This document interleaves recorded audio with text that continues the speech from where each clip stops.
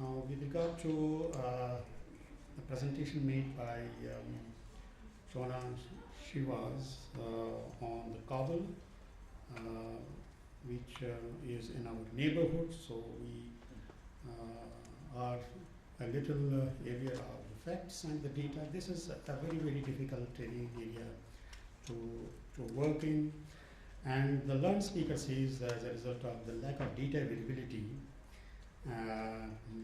particularly a kind of a data that we can look for to generate some policy interventions is lacking. And interestingly, the economic disorder is mainly the result of insecurity, and the instability is also a major challenge which Afghanistan is facing. And in terms of the economic growth, very far less, and Human Development Index value is at the tail end of HDR 172 at the bottom. So the incomes are lacking insufficient income. Labor participation, though it is 67%, and among females also there's a positive trend, but still on the lower side. So Afghanistan National Development Agency aims at to mitigate these social and economic ills in terms of social protection or pension reforms and reforms related to the women empowerment and participation, and the new labor codes which are being pressed into service. And then the objective of the present policy is to create human capital amid, of course, inherent bottlenecks and difficulties. So National Action Development Plan equally aims at the same. And however, she claims that the data on as far as the evaluation of certain programs and schemes concerned, the data remains a bottleneck. And Afghanistan youth particularly, they need a quality training and education, and these are the areas to be addressed very seriously, because as many as 90% women are illiterate, which is quite significant, unbelievable. And of course, though the national unemployment rate remains 7%, but these are the major challenges which the Afghan society has to face in days to come.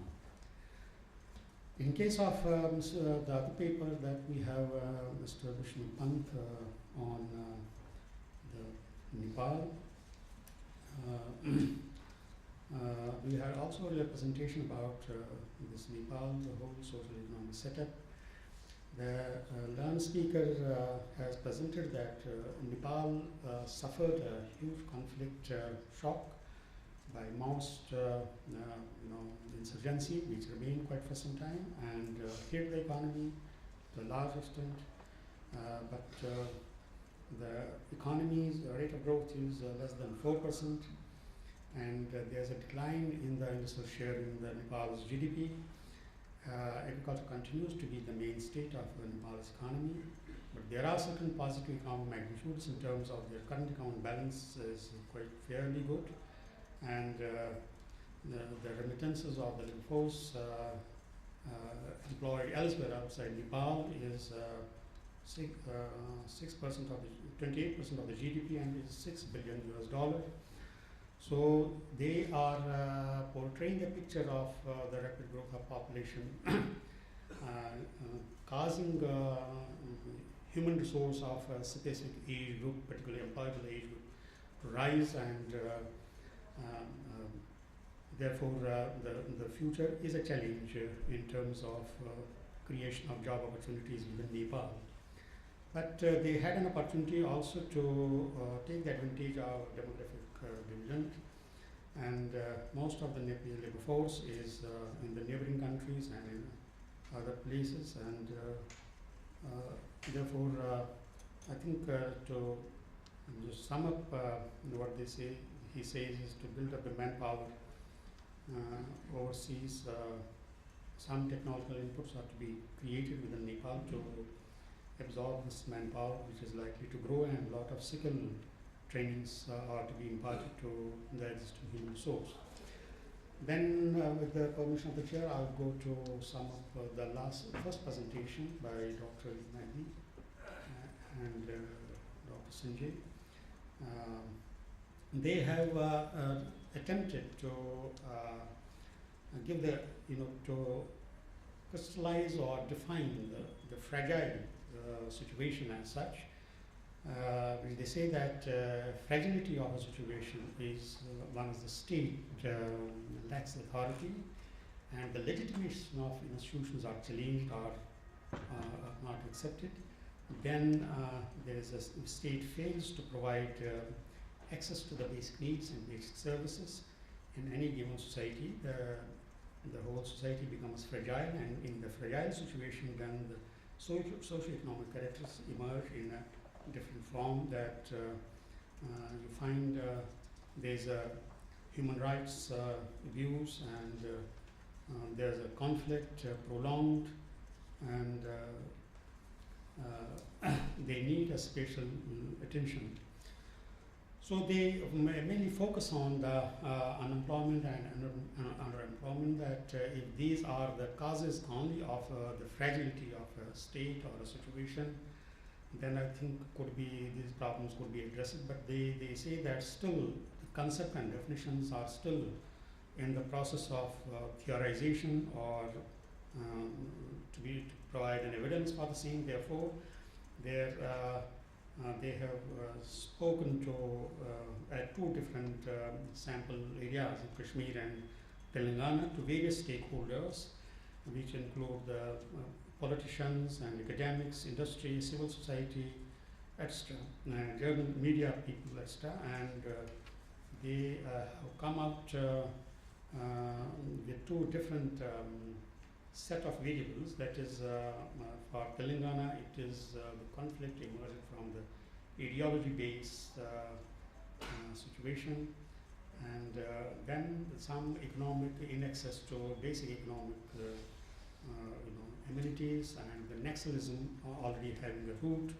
There decline in the facilities for the underprivileged, most deprived sections of society. In Kashmir, it is a they restricted to the cross-border situation, and then the presence of the defense forces or the military, and then the geographic, political, territorial, place, that in terms of that could be the reasons. But what they say that the focus in that particular fragile situation needs to be on the local entrepreneurship, which has to be created, and lots of jobs, skill that start to be created. But belonging to that place, and I have actively worked in this area quite for a long time. I had a discussion even with the Prime Minister Manmohan Singh, who acted, and of late present Prime Minister. The critical area of the conflict situation in J&K state, because most of the ground information has not flown outside the J&K state, so we have been doing a lot of work, but unfortunately the flow of information is not the correct flow of information, despite the government committees, commissions, etc. reports available. What we found over the years, that we were a Swedish group, and few of us working on this.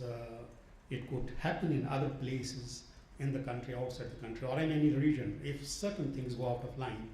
One of the critical areas I find that any region or a place where you have infrastructure assured, particularly the energy infrastructure you have assured, then probably it will not give place to any conflict to emerge, except the short-term conflicts which can be mitigated so easily. But here, with respect to the J&K state, we have, any state has to have its minimum critical minimum resources. So we have water resources, and these water resources have suffered on account of the Indus Water Treaty between India and Pakistan, brokered by World Bank. And the J&K state, if you look at the couple of provisions, J&K state is not allowed to harness its potential, hydro potential, by creation of dams and reservoirs, which are pre-reasoned. I'll take just 2 minutes to conclude. which are prerequisites for creation of hydropower. So if at all you want to use the water resources, use run of the river. So the wording run of the rivers is used. Now these three rivers which are subject to the industry bottlenecks from our viewpoint, these survive on snowfalls. So snowfall remain for 5 months, then these melt and water level in three rivers recede, and generation of power is reduced to less than half. So as a result of this lack of basic infrastructure, electricity and power, neither the domestic corporates or multinationals take risk to make an adventure there in terms of creation of corporates or companies, nor the state has capacity to build power because it doesn't have resources. 78% of the resource come from Delhi central government in terms of granting aid and state share of union excise duty. That is 78 to 80%. So therefore we have 7,600 crore rupees total our tax and non-tax revenue, which cannot generate any hydropower. So resource crunch all along has been over the years. Therefore it acted as repulsion for corporate sector to come up. So with the result you have huge pressure of youth. Today 0.8 million youth educated, professionally trained manpower on the government. Government has reached a saturation point. So all governments who have taken over from time to time, they say 1,000 jobs, 100,000 jobs, 60,000 jobs would be given. But when they occupy the chairs, they miserably fail, because I have been all along working with the policy with the governments. So therefore, this has created some kind of a vacuum. These packages, etc., can't help unless you have the basic infrastructure. Now, just 30 seconds. 30 seconds, sir. Two factors are related to the skill training and employment generation. One, if the domestic corporate multinationals, if they start their investments there in the state, that is one. Number two, if this power infrastructure is assured for around the year 220 voltage, then all the tourism sector and all the sectors of the economy will certainly take off, and most of this youth who otherwise are engaged in undesirable activities will get engaged in those pursuits, and we find that to a large extent this conflict will come to an end. Thank you very much, sir, taking extra time. Thank you very much, and sir, those clearly extensive comments from somebody who really knows about the situation in Kashmir. I'm afraid we've run out of time. I think we've all learned a lot in the last hour or so from some very well-informed speakers. A lot, I think, about some of the similarities across different fragile state situations, but also key differences and how complicated the causality is. I think is what I picked up across these presentations. So, without further ado, I'd like to ask you to thank our excellent speakers, and we'll bring the session to a close. Thank you.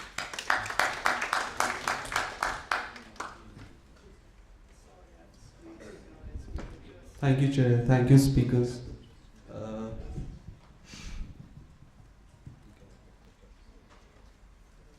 We now begin with our next plenary address. We have a coffee break, but I would request if we can just pick cups of coffee and settle down so that we can begin with the next session.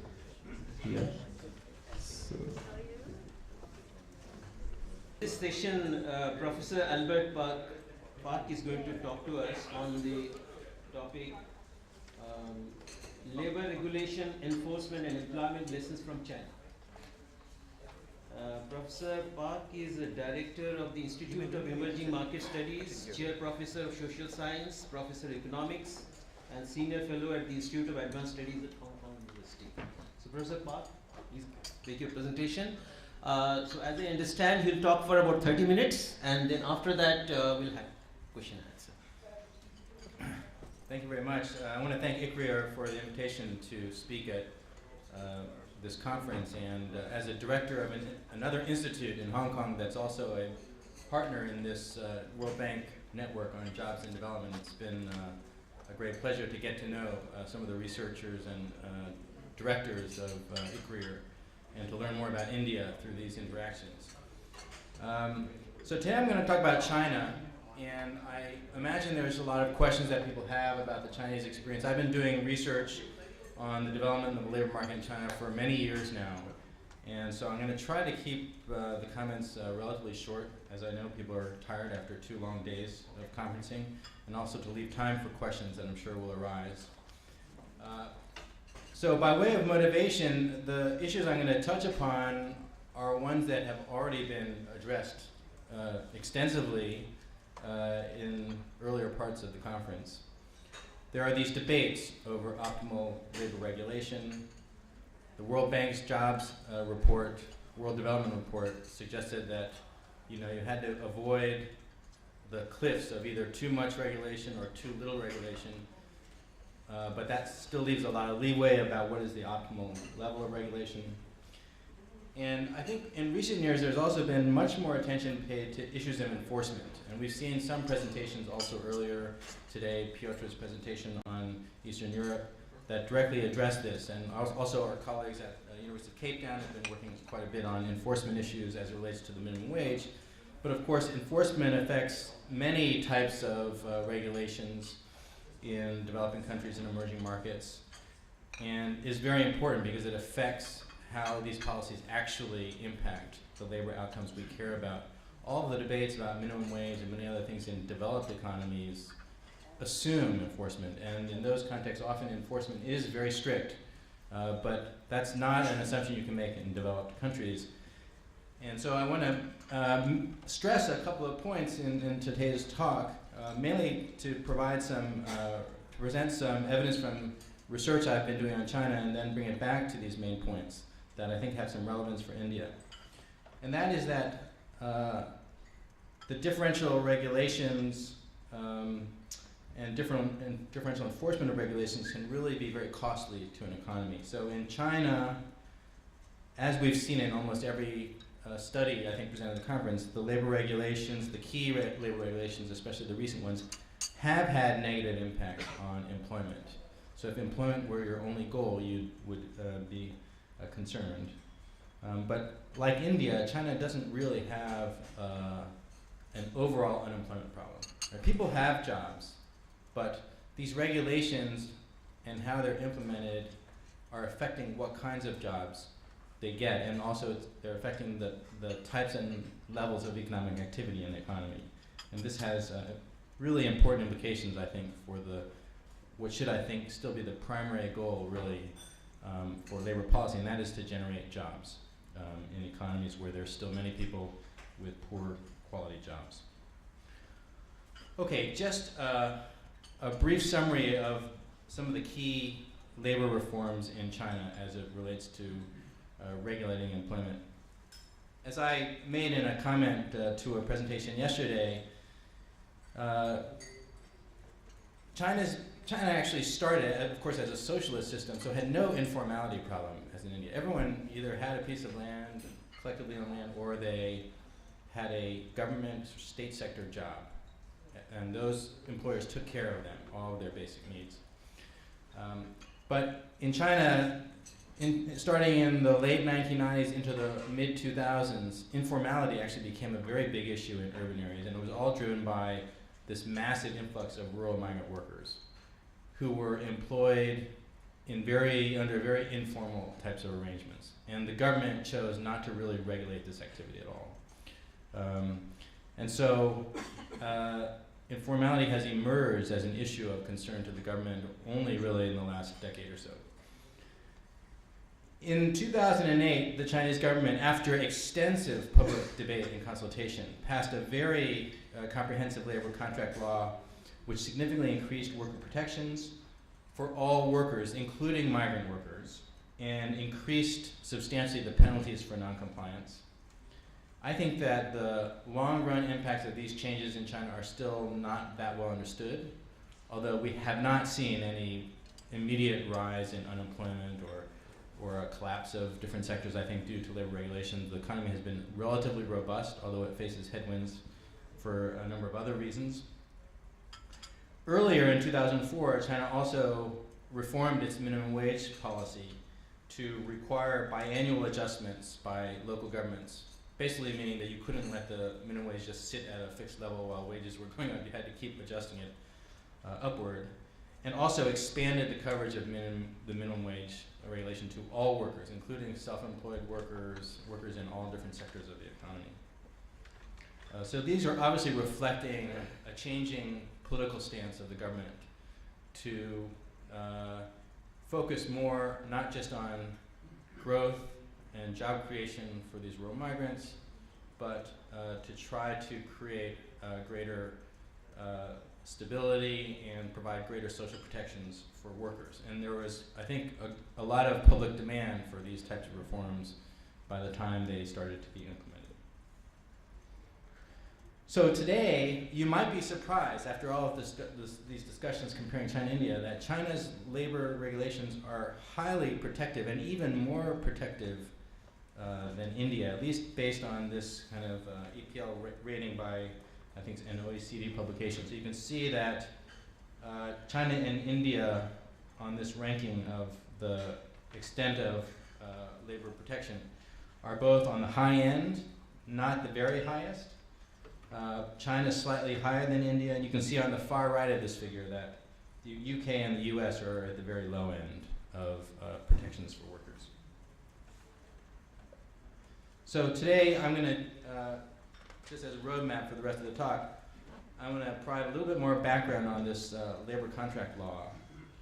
And then I'm going to present some evidence from two different data sets. One is a paper that I co-authored using data from a national survey of manufacturing firms in 2009, which asked kind of retrospectively about a variety of employment outcomes in the firm that spanned the introduction of this labor contract law in 2008. And then I want to present some descriptive evidence from a survey I did this past summer in Guangdong province, which is kind of the heart of the China factory in the coast of China, near Hong Kong. And I think this will provide you a very up-to-date picture of what's happening in manufacturing firms in China today. And then I'll try to conclude with some thoughts on implications for India. So the labor contract law in China was passed in 2007, in the summer of 2007, and was implemented starting in January 1st, 2008. It establishes, it requires that labor contracts be signed with all workers, and that after 2 fixed-term contracts, which can range from 1 year to 3 years, maybe 5 years, maybe the maximum for a fixed-term contract in China, the contract must become open-ended or essentially permanent. There are limits on the probationary period for contracts, and there was a lot of effort spent to try to regulate these temporary work agencies, which, as in India, had become a vehicle for a massive evasion of labor regulation, where firms would just get workers from some kind of labor contracting firm and then not have to worry about any of what that firm was doing in terms of meeting any government regulations. And they have tightened up those conditions somewhat. There were also much more severe severance conditions. So severance pay became 1 month's pay for each year of service, half a month's pay if less than 6 months, and a double severance pay for any unfair dismissal.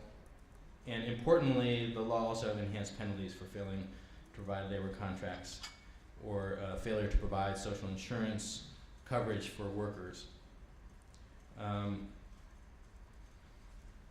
And so this became important because I think something that happened in addition to the letter of the law, the actual substance of the laws, the law that was passed in 2008, the implementation effort really tried to increase enforcement of the law. Not just this law, but previous laws as well. So it was accompanied by a big enforcement effort. And what I'm going to actually study in the analysis of how firms respond to this law actually is much more about the enforcement, the effect of renewed enforcement, than it is on the actual effect of the substance of the law, changes in the substance of the law. So I've been participating in this other set of labor surveys in large Chinese cities, and we did a survey also after implementation of the labor law in 2010, and we had done surveys in the same cities in 2005 and 2001. And so we were able to paint a picture of how the labor law had affected the degree of informality of migrant workers and local residents. So one thing that's nice about this survey is it had a separate sample of migrant workers as well as local workers. And what you can see here, and this definition of informality is primarily, in this figure, is primarily related to whether the worker has a contract or not with the employer. And so you can see that the red bars are for migrant workers, that between 2005 and 2010, there was a dramatic reduction in the degree of informality of migrant workers in urban, this is all in urban areas. And if you focus this on just the manufacturing sector, it would be even lower because labor contracts and regulations tend to be better enforced in manufacturing than in services or construction. And you can actually see that this really establishes a new trend because there didn't seem like there was any improvement from 2001 to 2005. And in fact, for local residents, there was actually a worsening of, or an increase in informality for local residents, which has also come back down. But the big bite has been for migrant workers. At the same time, there's still obviously a lot of migrant workers who are not, who are still kind of informally employed, and mostly in the private sector. Okay. So the first firm data set that I'm going to present results from the analysis of comes from a national survey that was done in 8 provinces, about 2,000 or so manufacturing firms in 25 municipalities, conducted at the end of 2009, so almost 2 years after the labor law had been implemented. And we asked retrospectively about employment at 4 points in time: at the end of 2007, before the labor law was implemented, in the middle of 2008, the end of 2008, and middle of 2009. And one thing to keep in mind here is that China also was strongly affected by the global financial crisis in the fall of 2008. Although the labor employment quickly rebounded by the summer of 2009. And we worked with the People's Bank of China and some faculty at Peking University, as well as at the Chinese Academy of Social Science on this survey. Okay, so one thing nice about being able to design some of the questions that were asked of the managers of these firms was that we could ask some direct questions about their perceptions of how labor regulations were being enforced. So we asked this question: how strictly have labor regulations been enforced? And you can see that the vast majority of firms say that it's either strict or very strict. Less than 5%, at the time of the survey at the end of 2009, were saying that it was not strict. And there was a slight increase in strictness over time. This is for the whole sample. If you break down the sample by the size of the firms, you also find, perhaps not surprisingly, given previous discussion, that large firms in general perceived more strict enforcement of labor regulations than smaller firms. And there's still a lot of heterogeneity in this strictness that is kind of you can't see through these aggregates. Okay. Then we asked this is really just descriptive. We asked, have the labor regulations made it more difficult for you to hire and fire workers? 35% of the firms, about a third, said yes, it had. And there was more of a reported effect on the ability to fire workers than to hire workers. And then we asked, did the new labor law impact labor costs? And here, this is broken down by city, but the total is that 11% said it was a significant increase in labor cost. Most people, 68%, said there was some increase in labor costs associated with the new labor law, and 21% said there was no increase in costs.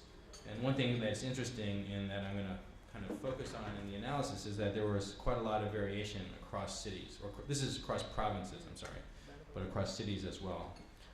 in the response to these questions. So for instance, you know, in Hubei province, 36% of firms said there was no increase in labor costs, whereas in Sichuan and in Guangdong, you know, where we're doing the other firm survey more recently, only 8% said there was no increase in labor costs. Okay, so we wanted to look at two empirical research questions. One is, what are the determinants of the strictness of labor law enforcement? And then we want to ask this commonly asked question about how did city variation in enforcement, or how did differences in enforcement affect the impact of the labor law on employment? Okay. So we couldn't really, you know, we couldn't really look at how did the labor law affect employment, because the labor law is a national reform, and so we can't really, and then there was the global financial crisis soon after it, so we can't really separate kind of things that are just happening in the Chinese economy as a whole that affect employment versus, you know, what is due to the timing of labor law introduction nationally. So what we focus on instead, to get some variation to help us identify effects, is to focus on enforcement and focus on differences in how enforcement changed in different cities in China. Okay, so for the first question, you know, what determines the strictness of enforcement, we estimate both static and dynamic models of enforcement. The only real difference is we just put a lag-dependent variable of the initial period enforcement before the labor law as a right-hand side variable in the dynamic model. But otherwise, we're interested in just understanding what firm characteristics or other characteristics, city characteristics, influence whether a firm perceives stricter enforcement of the law. And in the static model, we find that enforcement is stricter for state sector firms, less strict for private sector and foreign firms, that it's stricter in some provinces, although cross-sectionally it doesn't seem to be a clear pattern of why some provinces report stricter enforcement than the other.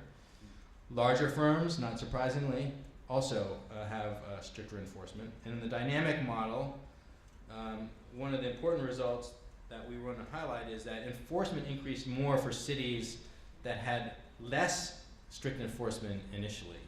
Okay, so the lag-dependent variable has a coefficient which is less than 1, where the dependent variable is the city enforcement at the time of the survey, and so that suggests that if you had stricter enforcement, then the increase in enforcement would be less than if you had less strict enforcement. So this, the effect of the law was really trying to pull up the laggards in enforcement up to a higher standard. Okay. Then in the dynamic model, we also found some other patterns that certain industrial sectors seem to have a greater increase in enforcement. Foreign firms had a greater increase in enforcement. Remember, they had a less initial strictness of enforcement. Interior provinces seem to show a greater increase in enforcement, and larger firms. So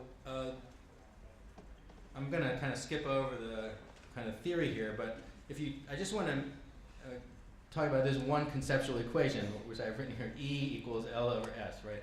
If we think about E as being a labor outcome, employment, L is some function of, L is kind of the optimal amount of employment given the labor law regulations.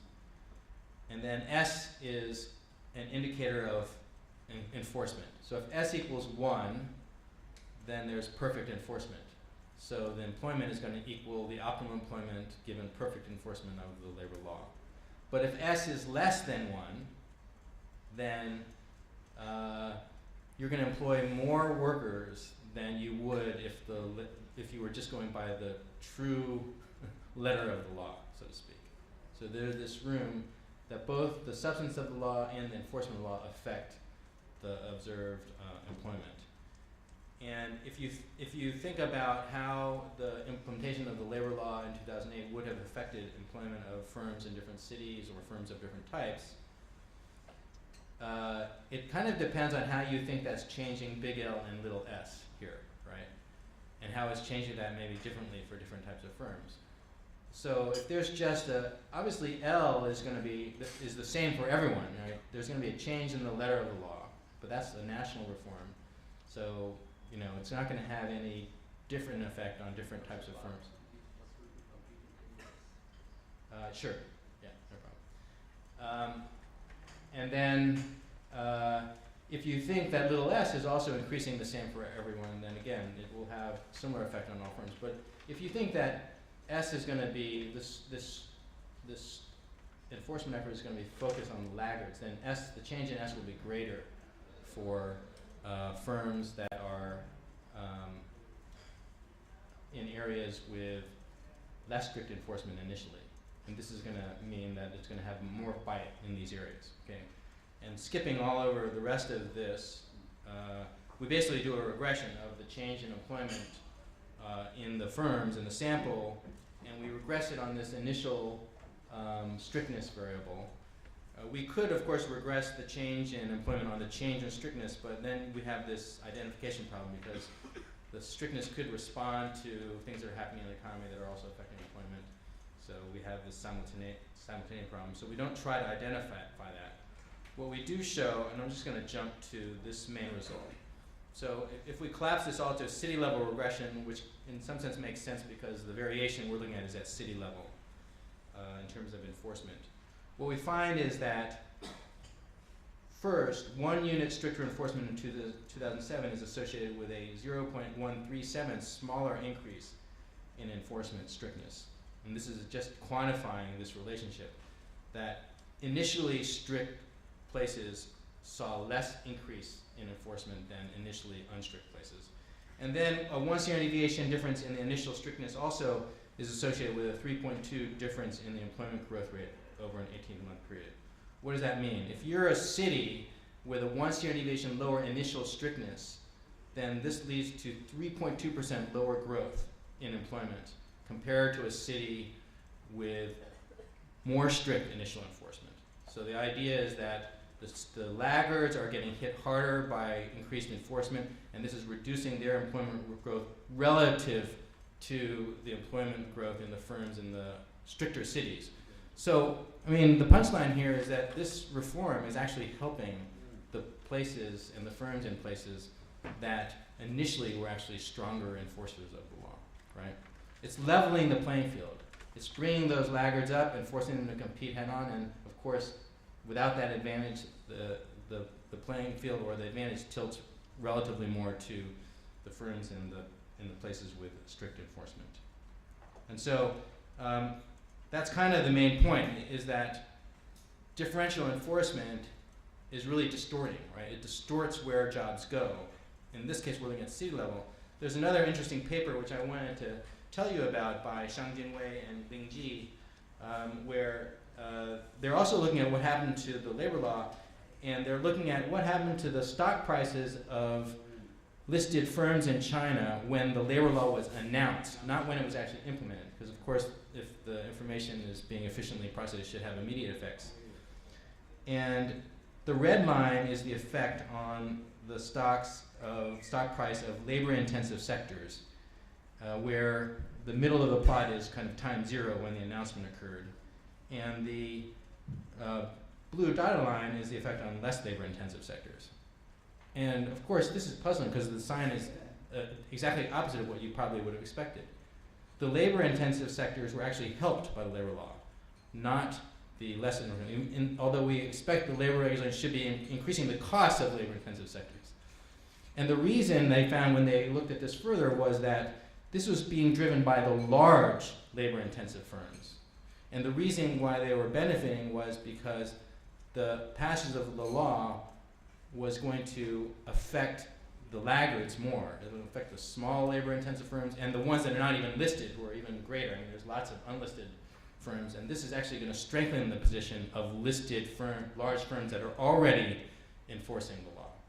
Okay, so that's the logic. It's the same logic. It's saying, and what's interesting here is that they could do more than we could do in our data, and they could show that this was linked to productivity changes and reallocation of resources to more productive firms, larger firms.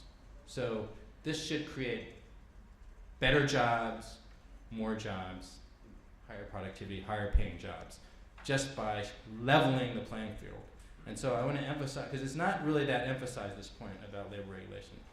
It's not just that labor regulations for employment, but differential labor regulation and differential enforcement of labor regulation really can be highly distorting, not just in a static sense, but even perhaps more in a dynamic sense in terms of unleashing, in the Indian context, I think, in terms of being able to unleash these firms that can grow and then create more jobs in the future.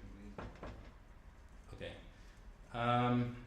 So just one word on the minimum wage. It was a 2004 reform that I think I discussed, and I just wanted to, for information, tell you that there are pretty good studies now which show that the minimum wages in China have also had a negative effect on the employment of low-skilled workers, especially younger female and less educated workers, which has been found in other areas, and which suggests that the minimum wage law is being enforced somewhat. So last thing I want to do is present some descriptive evidence from this more recent survey in Guangdong province. So we surveyed 550 manufacturing firms, about 5,000 workers, 10 randomly selected workers in each firm. This is a collaboration with a number of other universities, and the main motivation of the survey was trying to understand how firms are dealing with these rapidly rising labor costs in China. But we also asked a bunch of questions about the social insurance coverage of workers, or the informality workers. One plot I thought I would put up, just because given the discussion of firm size distribution that has occurred, this is the firm size distribution in our sample, which is a representative sample of firms in Guangdong province, which accounts for like 25% of manufacturing output in China. It's the manufacturing province in China. And you can see that, over 20% of the firms, actually this is not quite. This is not 20%. I think this is employment wage. So I think it's 20% of workers work in firms that are over 1,000. 20% in firms 300 to 1,000, 20% in 100 to 300, and smaller shares. The amount in firms less than 50 is only like 15%, right? So the size distribution is much shifted to the right in China in manufacturing than in India. And if you go to this area, it's just amazing. Just one big firm factory after another along in these special economic zones. We asked firms what they felt was the biggest barrier to their development, and here you can see labor cost was by far the most concerning, with 70% of firms saying that it was either a prohibitive or a very significant factor now in their development, followed by market demand, taxation, issues related to skill, technical talent, worker skills, innovation, managerial talent. And just so you know why they care about wages, it's not just the social insurance costs, it's the actual wage costs. This is manufacturing wages in China, and you can see they've doubled in real terms in the last 7 years. From 2007 to 2014, the real wage doubled in China for manufacturing. And kind of related to the paper, we want to look at whether these the coverage or the informality of workers varied across cities. And here you can see so we are measuring it here just by the percentage of workers who have social insurance coverage from their employer. You can see there's quite a variation across cities, even within this province. And also by ownership, so private firms, just as in the earlier data set, have less enforcement of the social insurance coverage rules, and also some variation across sectors, where usually the more skill-intensive sectors, where they have educated and workers with less turnover, tend to provide more social insurance coverage, like in chemicals or in machinery and equipment. Okay, and we did a regression using our worker data about which kinds of workers report that they have pension coverage. Now remember, firms are supposed to provide pension coverage, or at least offer pension coverage to all workers, right? And so we see younger workers less than age 30 are 13% less likely to have pension coverage. Local residents, 10% more likely.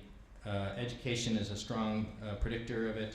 Workers with longer tenure and higher wages are more likely. Private firms are least likely to have social insurance coverage. Okay. So does this unevenness in the enforcement of labor regulations reflect a kind of flexibility which actually may be desirable?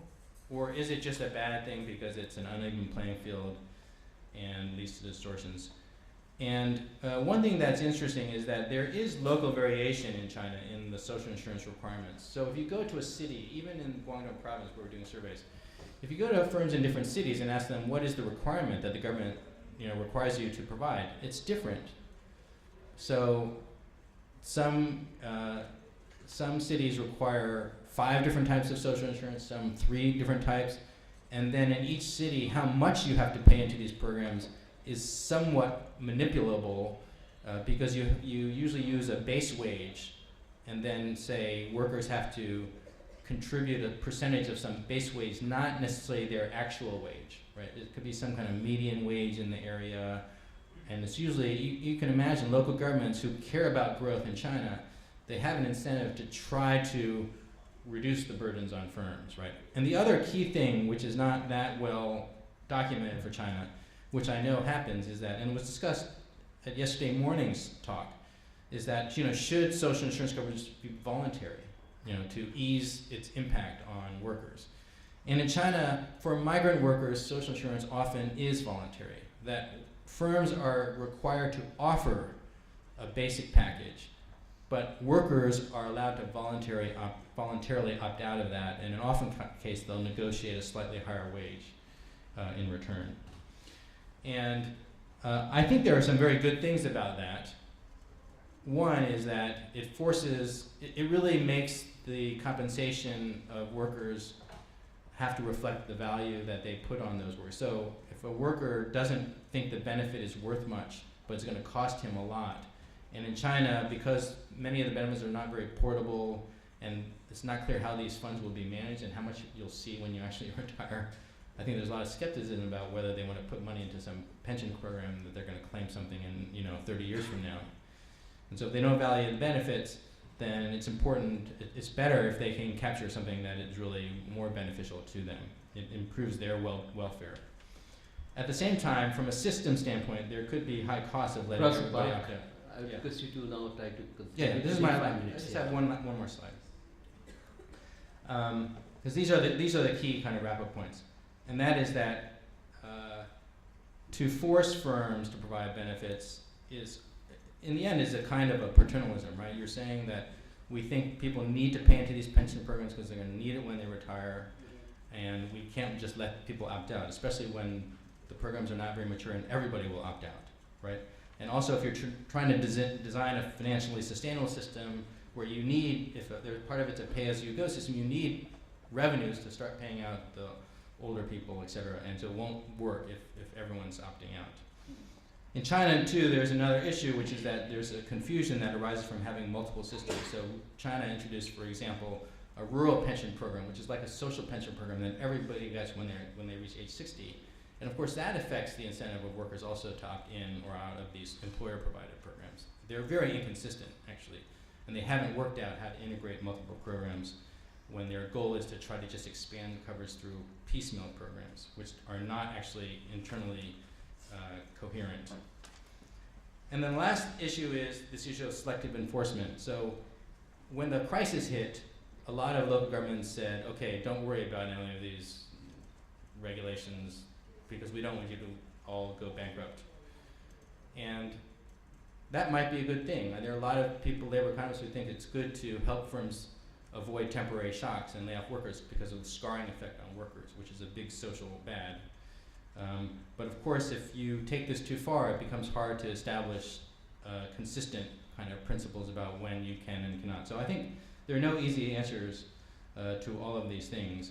We know from earlier research presented here, it's true in China, that the cost of enforcement really does depend on the burden of regulation. If you set an unreasonably expensive cost, a high minimum wage or a very costly labor regulation, then it's going to be very hard to enforce that because there's such a strong incentive to deviate, to evade those restrictions. You're more likely to get uneven enforcement if you are ambitious in the cost of the burden. Okay, so this is my last slide.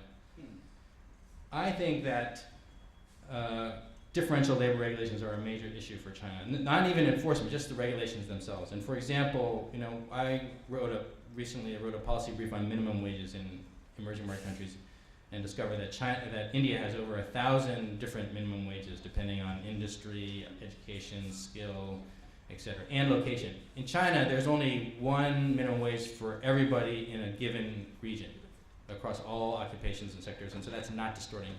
When the rules are different for different rules, it's highly distorting. And so I think is really something that needs to be, and of course confusing and hard to implement. And there's also been discussion about whether regulations have very different costs for firms of different size in India, more so than in other places. And finally, this differential enforcement idea is also a major issue in India, and I think it's an issue in nearly all countries, including China, that costly regulations are much harder to enforce and are much more distorting. And so these kind of impacts of enforcement and differential enforcement need to be considered more seriously in designing laws that you're going to have to enforce, in terms of trying to project what the impacts will be. And there's, you know, some people talk about different new ways to use technology to enforce regulations better. That could also be a game changer in terms of the kinds of regulations you could design and the distorting effects of those types of innovations. Thank you very much.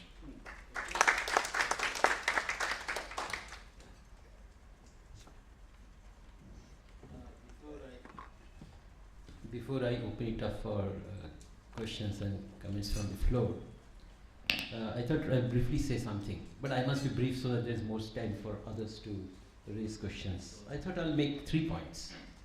First is, a number of studies in India try to see the impact of labor regulations, but they're often looking only at the legal provisions. I think this talk by Professor Park brings out the enforcement is the real thing.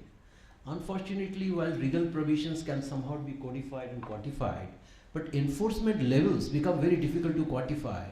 And although there are econometrics being done here, this remains a very weak point. This is the first point. Second point is, unlike the situation he showed in China, where firms felt that labor cost was the main hurdle towards their development, in India, if you ask the firms what is their main hurdle, labor is never the main hurdle. The biggest hurdle here is corruption. So there is a big difference of, accordingly, what will really drive jobs here is if you remove corruption rather than take care of the labor regulation. I don't know. This is my take on this. So this is a sharp contrast. But I thought what was most fascinating about this talk was the fact, who are the people who are really driving this talk of removing the labor regulations or enforcing. In the case of China, I thought instead of more regulating, they were bringing in the contract law. And what was it doing? It was essentially removing a earlier discrepancy which was there between large and small firms. This is what I could understand. There was some sort of a differential treatment. Those who were subject to the rule, they had a handicap vis-a-vis those who were not subject to the rule. By making the enforcement uniform, therefore, you provided an edge to relatively bigger labor-intensive firms, and that is the reason their share prices shoot up. But this point also applies to India. At present, there are large firms which are subject to regulations, and there are hundreds of small firms which are not subject to any rules. In a way, there is relative competitiveness is affected.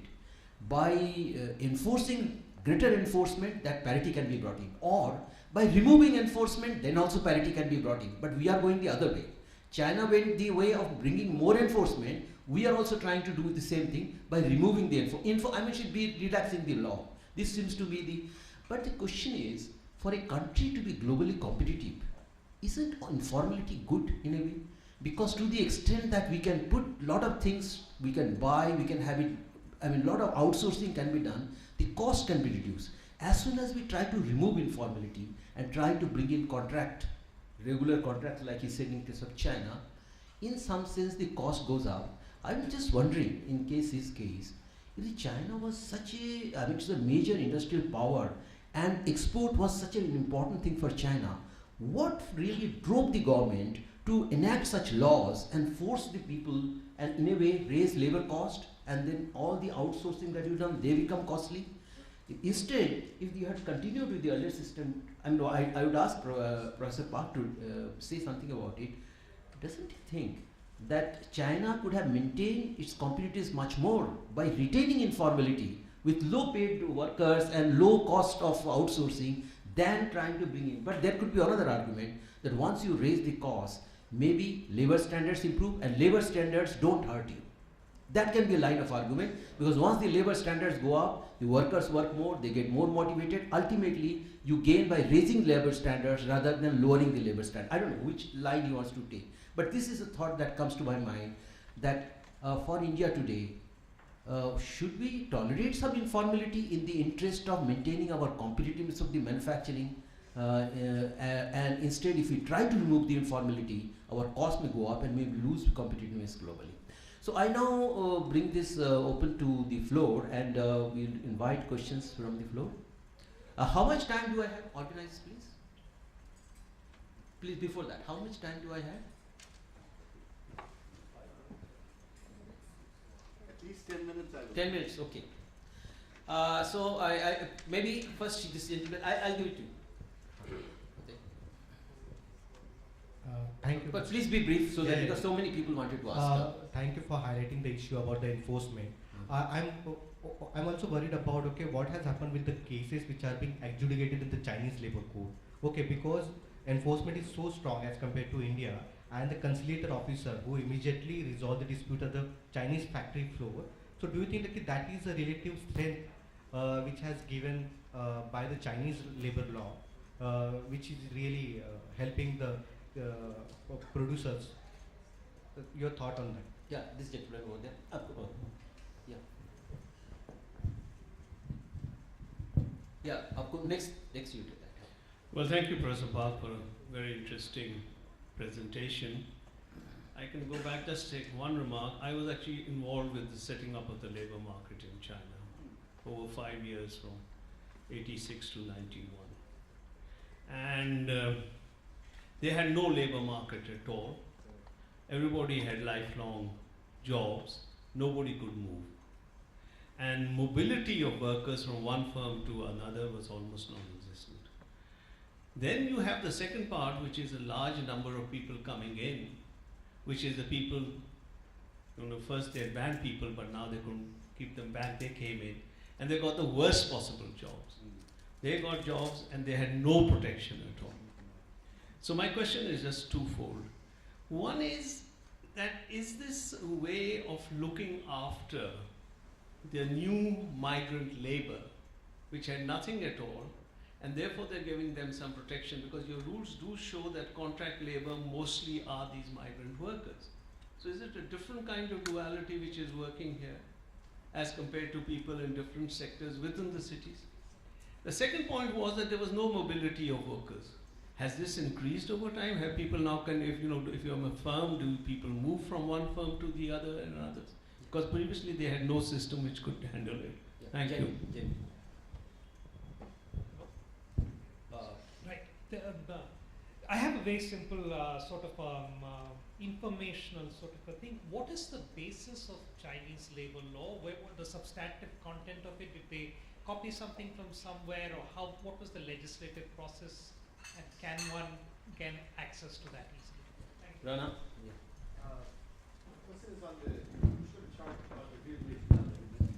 And I'm just wondering whether you were able to break that down between the enforcement and just natural, the supply of labor is contracting and demand is going up, productivity, say firm level productivity is going up, etc. So disentangling the two effects. Yeah. Ajita? Okay. Yeah, well, from what I understood, that you were saying that this introduction of these labor laws, they sort of benefited larger firms at the cost of the smaller ones, Yeah. and also benefited the more advanced cities where the enforcement was stricter than those where the enforcement was weak to begin with. Right? Now that tells me two things, and I just want to ask whether they're right. one is that overall employment effect must be negative. If this is how it has worked. Secondly, it would have contributed to regional inequality in some way, meaning